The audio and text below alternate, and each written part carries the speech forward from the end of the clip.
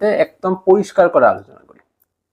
এতদিন সম্পর্কের মধ্যে রয়েছো, এবার সম্পর্কে থাকাকালীন তোমার সাথে তোমার প্রিয়জন যেমন ভাবে রয়েছে, তোমার সাথে তোমার বন্ধুরাও সেরকম ভাবেই রয়েছে নিশ্চয়ই। এবার যখন প্রিয়জনও থাকে, বন্ধুরাও থাকে, তাহলে কি হয়, বন্ধুদের সাথে প্রিয়জনের একটা মিলমিশ খাওয়ানোর চেষ্টা আমরা করে থাকি। যেমন আমার বন্ধুর সাথে আমার গার্লফ্রেন্ড বলো, আমার স্ত্রী বলো, ঋত্বিকা, তার সাথে বন্ধুত্ব সবার আছে। এবার এইখানে একটা দেখার বা বোঝার বিষয় আছে। বিষয়টা কেমন? বিষয়টা ঠিক এই রকম যে সেই মানুষটা তোমার সাথে কেমন বিহেভিয়ার করে আর তোমার বন্ধুদের সাথে কেমন বিহেভিয়ার করে। অবশ্যই এটা তোমার বন্ধুদের কাছ থেকে শুনে বুঝতে হবে। যেমনটা ধরো আমি বলছি, তুমি তোমার বন্ধুদের সাথে তোমার প্রিয়জনের একটা পরিচয় করিয়ে দিয়েছো, ভালো কথা। এবার সেই মানুষটা তোমার বন্ধুদের সাথে কেমন ভাবে বিহেভিয়ার করছে বা সম্পর্ক রাখছে, আর তোমার সাথে কেমন ভাবে সম্পর্ক রাখছে।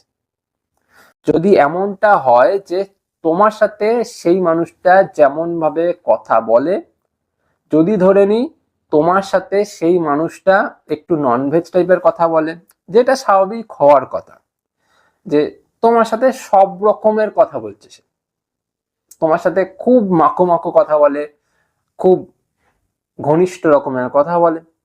এবার তোমার যে বন্ধু বান্ধবেরা রয়েছে তার সাথে তো তার পার্সোনালি কোনো পরিচিত নাই, হয়তো সেটা তোমার থ্রুতেই পরিচিত হয়েছে। তাদের সাথেও যদি সেই রকমের কথা বলে তাহলে তো গন্ডগোল আছে, না তাই না?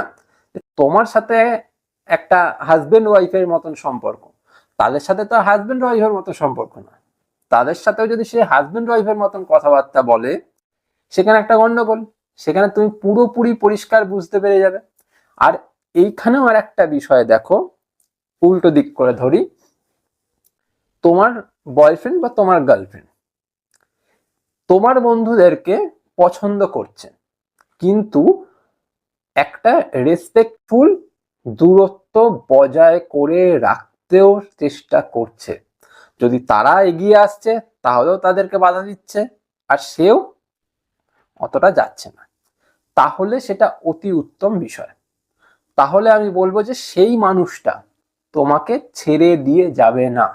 আর তার উল্টোটা যদি হয় যে সেই মানুষটা বারবার নিজে থেকে তাদের সাথে ঘনিষ্ঠ হওয়ার চেষ্টা করছে, তাহলে এইখান থেকেই সম্পর্ক দূরে নিয়ে যাওয়ার চেষ্টা করো, বা সম্পর্ক থেকে নিজে বার করার চেষ্টা